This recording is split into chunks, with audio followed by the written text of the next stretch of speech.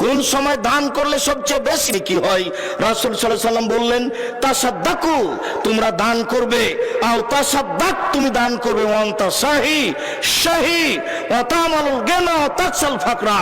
চারটা যখন তোমার কাছে অবস্থান করবে, চারটা অবস্থা যখন তোমার কাছে থাকবে, এই সময়ে যদি তুমি দান করতে পারো সবচেয়ে বেশি নেকি পাবে। এক, তুমি সুস্থ। দুই, তুমি অর্থের প্রতি লোভী। তিন, তুমি অর্থের চিন্তা ভাবনা করো। চার, দান করলে কমে যাবে এরকম একটা পরিস্থিতি তোমার মধ্যে বিরাজ করছে।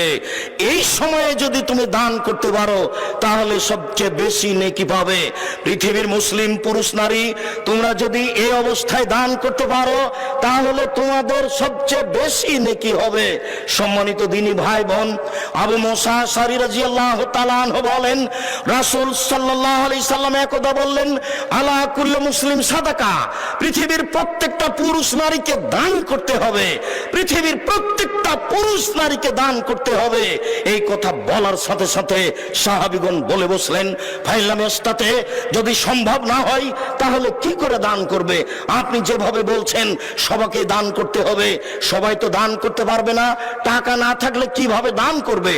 তখন রাসূল সাল্লাল্লাহু আলাইহি সাল্লাম বলছেন, ইয়ামালু ফি বাইতিন নাস, মানুষ মানুষের বাড়িতে কাজ করবে, তারপরে যেটা পাবে এনফা নফসু ইয়াতাসাদ্দাক, যেটা মানুষের বাড়িতে কাজ করে দিন মজুরি করে পেয়েছে সেইখান থেকে দান করবে এবং নিজে উপকৃত হবে। অত্র বুখারী মুসলিমের হাদিস দ্বারা প্রমাণিত হয়, যারা দিন মজুর, যারা ভ্যান চালায়, যারা রিক্সা চালায়, যারা মানুষের বাড়িতে কাজ করে খায়, তাদেরকে দান করতে হবে। সাহাবীগণ বললেন, ফাইলাম ইস্তাতে, আল্লাহর নবী যদি মানুষের বাড়িতে কাজ করতে না পারে তাহলে কি করবে? তখন আল্লাহ রাসূল বলছেন, ইলমুজাল হাজাতিল মালহুফা, অসহায় মানুষকে সহযোগিতা করবে। একটা লোক ভ্যান নিয়ে যাচ্ছিল, ঠেকে গেছে, আপনি ধরে একটু পার করে দিলেন, অসহায় মানুষের সহযোগিতা করলেন, এটাই হলো দান। সাহাবীগণ বললেন, ফাইলাম ইস্তাতে, আল্লাহর নবী এটাও যদি না পারে তাহলে কি করবে? তখন আল্লাহ রাসূল বলছেন, ইমসাক নাফসাহু আনিশ শাররি, মানুষ তার আত্মাকে পাপ থেকে ঠেকিয়ে রাখবে, এটাই হলো দান। মানুষ তার আত্মাকে পাপ থেকে ঠেকিয়ে রাখবে, এটাই হলো দান। আবু যার গিফারী রাদিয়াল্লাহু তাআলা আনহু বলেন, রাসূল সাল্লাল্লাহু আলাইহি ওয়াসাল্লাম বলেছেন, পৃথিবীর মানুষ মনে রাখো, ইন্না বিকুল্লি তাসবিহাতিন সাদাকা, নিশ্চয় সুবহানাল্লাহ বললে দানের নেকি হয়, অবে কুল্লি তাহমিদাতিন সাদাকা, আলহামদুলিল্লাহ বললে দানের নেকি হয়, ওয়া কুল্লি তাহলিলাতিন সাদাকা, লা ইলাহা ইল্লাল্লাহ বললে দানের নেকি হয়, ওয়া আমরিন বিল মারুফ, ওয়া আমরিন বিল মারুফ, ভালো কাজের আদেশ করলে সাদকার নেকি হয়, ও নাহিয়ানিল মুনকারে, মন্দ কাজের নিষেধ করলে সাদকার নেকি হয়। এইভাবে বলতে বলতে আল্লাহ রাসূল বলছেন, অফি বুজিয়া আহাদুকুম সাদকা, তোমাদের স্ত্রী মিলনও দানের নেকি হয়। এই পর্যন্ত বলতেই সাহাবীগণ বলে বসলেন, আল্লাহর নবী এটা কেমন কথা হলো? ইয়াতির রাজুলু শাহওয়াতাহু ওয়ালাহু ফিহা আজর, মানুষ তার স্ত্রীর কাছে যাবে আর এইটাতে নেকি হবে, এটা কেমন কথা হলো? তখন আল্লাহ রাসূল বলছেন, তোমাদের মতামত কি? এই কাজটা যদি হারাম উপায়ে হতো তাহলে পাপ হতো কিনা? সাহাবীগণ বললেন, তা তো সহজ কথা, হারাম উপায়ে হলে তো পাপ হবেই। তখন রাসূল সাল্লাল্লাহু আলাইহি ওয়াসাল্লাম বললেন, যা হারাম উপায়ে হলে পাপ হয় তা হালাল উপায়ে হলে নেকি হবে। বুখারী মুসলিম।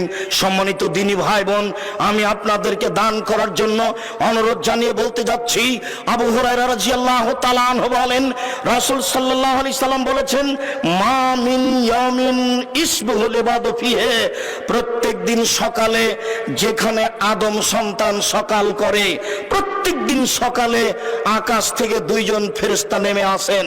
প্রত্যেক দিন সকালে আকাশ থেকে দুইজন ফেরেশতা নেমে আসেন।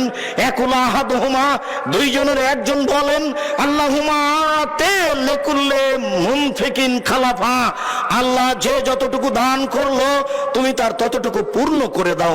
আল্লাহ যে যতটুকু দান করলো তুমি তার ততটুকু পূর্ণ করে দাও। ওয়াকুল্লাহ খার। অপরজন বলেন আল্লাহুম্মা আতি লিকুল্লি মুমসিকিন তালাফা, যে যতটুকু দান করলো না তুমি তার ততটুকু ক্ষতি করে দাও। যে যতটুকু দান করলো না তুমি তার ততটুকু ক্ষতি করে দাও। রাসূল সাল্লাল্লাহু আলাইহি সাল্লাম বলেন আদম সন্তান বলে আমার সম্পদ, আমার সম্পদ। তার সম্পদ মূলত তিন ভাগে বিভক্ত। যেটা খেলো সেটা নষ্ট হলো পায়খানা, যেটা পড়লো সেটা পুরাতন হলো, ওমাতা ফাক্তানা যেটা দান করলো সেটা জমা হয়ে গেল।